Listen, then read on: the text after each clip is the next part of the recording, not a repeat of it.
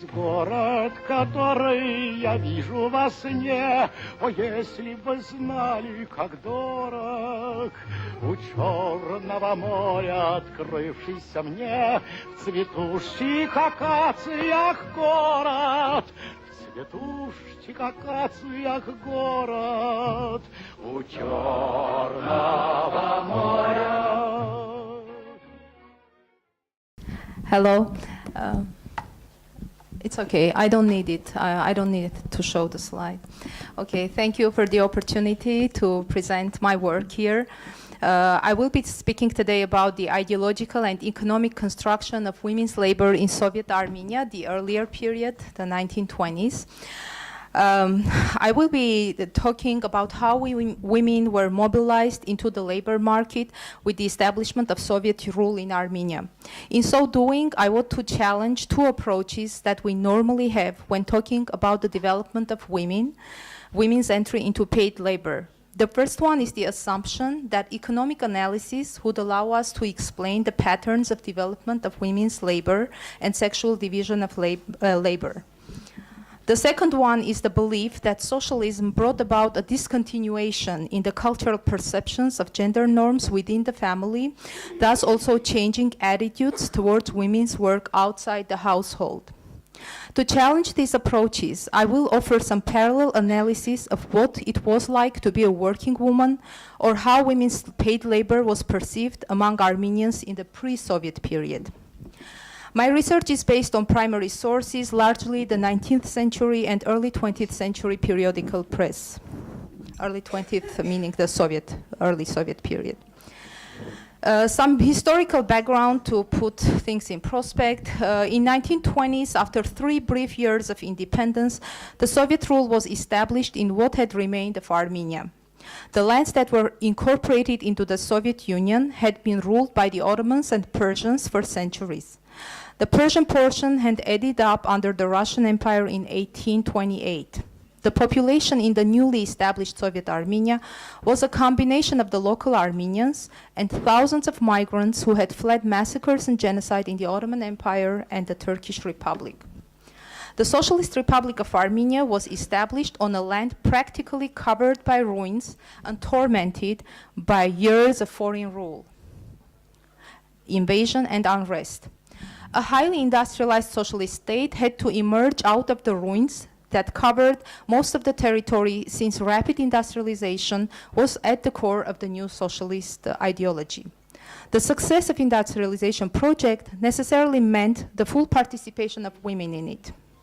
This understanding gave new significance to women and how they were perceived and had to be represented. In the words of Vladimir Lenin, quote, "The experience of all liberation movements has shown that the success of a revolution depends on how much women take part in it.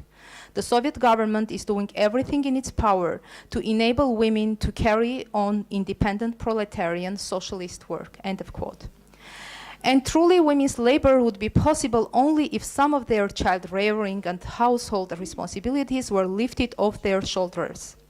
As the Soviet state starting the rigorous industrialization through mobilization of millions of women into the workplace, a number of measures were taken to make the mobilization possible. Zhenadzels, the women's departments, were opened to bring women masses into politics. Abortion was legalized in 1920, to be again dropped in 1930s. Divorce was simplified and civil registration of marriage was introduced in 1926, giving legal status to unregistered relationships. Communal kitchens were established along with propaganda that women should not be slaves to domestic labor. This is the period when house planning without individual kitchens was carried out, as some of us have probably seen in our home countries. Daycare and kindergartens were established. Nursing rest at factories was made possible for breastfeeding women, and paid maternity leave of 8 weeks was introduced. Simultaneously, libraries and intensive education units were opened for women to elevate their knowledge and education to the level that would allow their mobilization into the labor force. This was interpreted as the privileges of the Soviet women, and the working woman became synonymous with emancipated woman who enjoyed complete equality with men. and of course in quotations. Moreover, this new Soviet woman was the demarcation line between the bourgeois and Soviet societies. In the words of Lenin again, quote, "The position of women furnishes a particularly graphic elucidation of the difference between bourgeois and socialist democracies. In no bourgeois republic, nowhere in the world, not even in the most advanced country, have women gained a position of complete equality," end of quote. Yet availability of jobs did not necessarily mean that women would easily step outside the household. This was not the case in the Soviet times, and this was not the case in the pre-Soviet times either. Starting the mid-19th century, several professions, in the pre-Soviet times of course, several professions became available for Armenian women in the Ottoman and Russian empires. Among them were teaching and nursing for the middle-class women, and textile factory work for the lower classes, especially in the especially in the Ottoman Empire. Stepping outside the household was not easy, however. As stated earlier, for centuries, Armenia was divided and ruled by the Ottoman and Persian empires.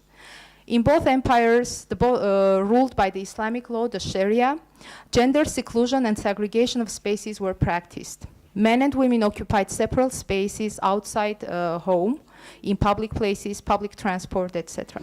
To be in the workplace meant abandoning the practice, and the public opinion strongly judged the working women, deeming them as morally loose. The tradition of seclusion and sexual segregation was not static, and it changed with the economic needs. Many of the factory owners had close ties with the local religious establishments and the religious authorities, both Christian, Muslim, and Jewish, and were frequently asked to convince the local families that women's work in the factory was not immoral. The overall confinement of women from the public space, however, hampered women's employment in the service sector as well. Thus, the telegraphic services, established in the Ottoman Empire in 1855, hired the first employees, a Jewish and 2 Muslim women, only in 1914, when in France, by 1914, the post office had become the largest employer of female white-collar workers. It was only after the Young Turk Revolution, and particularly during the Balkan Wars, when the Ottoman state facing scarcity of labor in the Ottoman state, the women became visible in white-collar positions.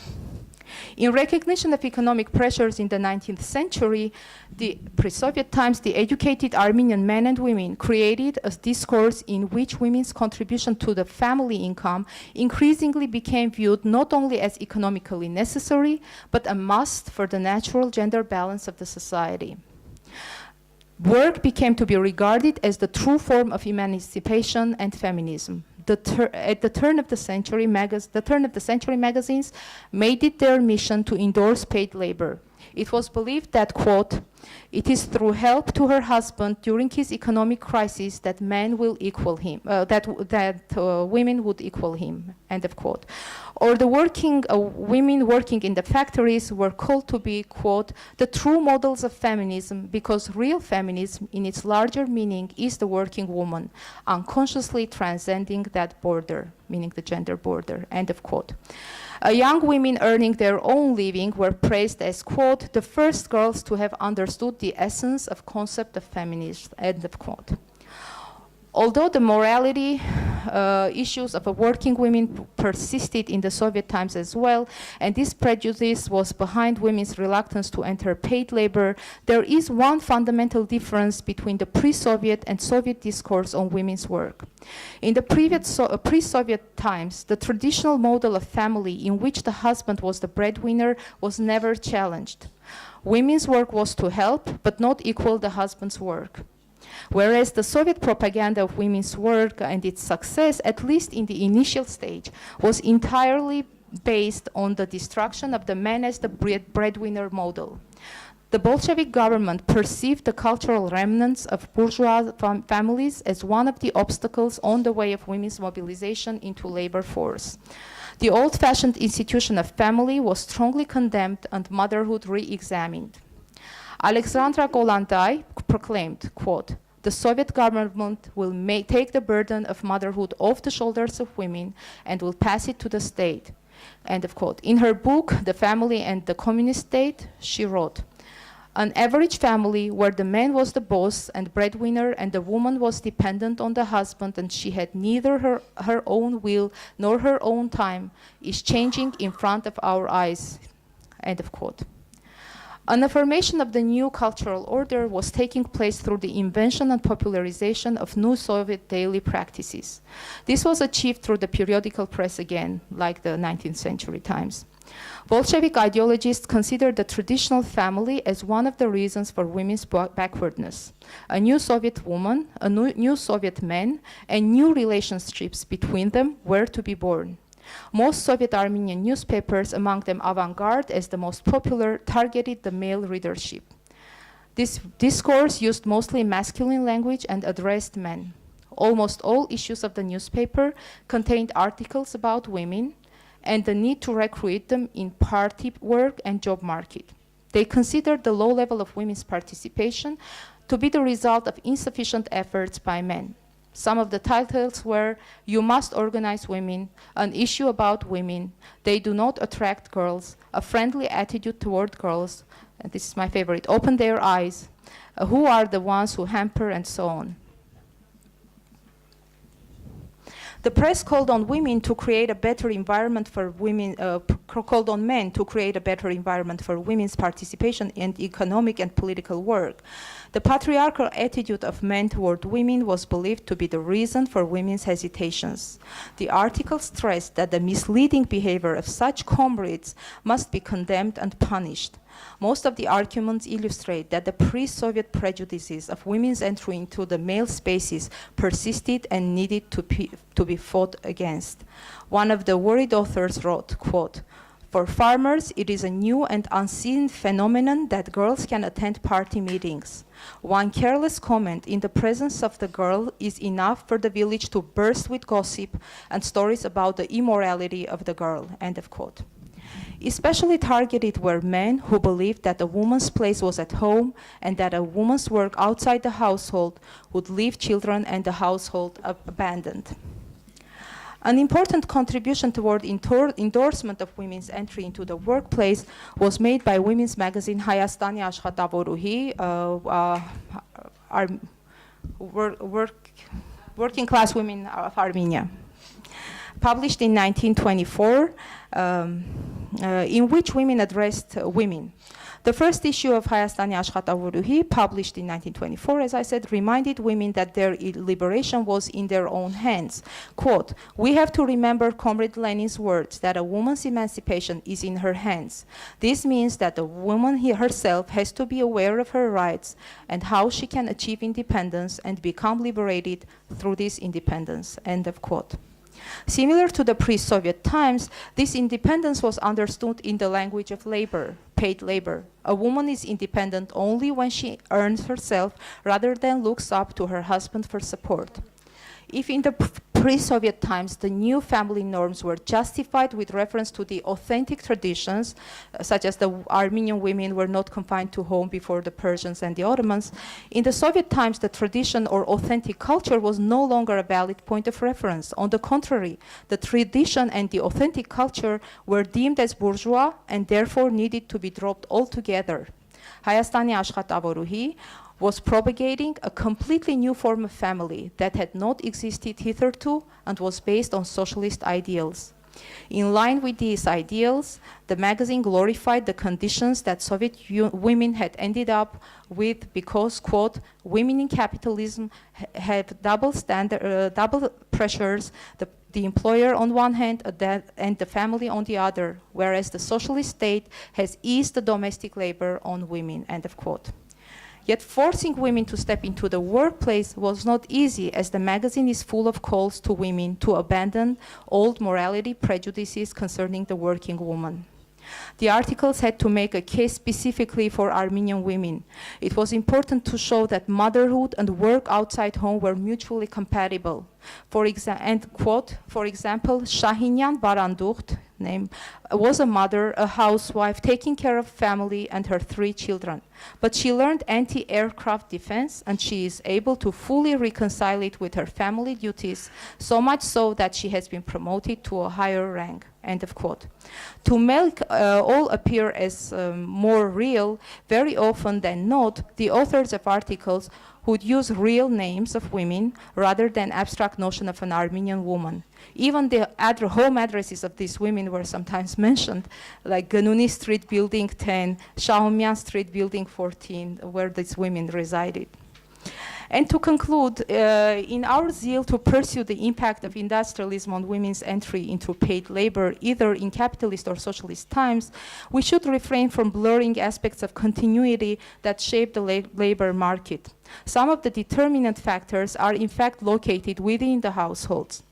Notwithstanding a handful of feminists in both eras, women confused their conflicting roles as preservers of culture on one hand and markers of change, were pushed into the labor market reluctantly. Whatever the differences in this propaganda and creation of public opinion in the pre-Soviet and Soviet times, what is important here is that none of these arguments in either era were in fact about women's rights and what women wanted. These arguments were about the social change and the need of transformation of gender norms within the families to accommodate the new political and economic developments. Thank you.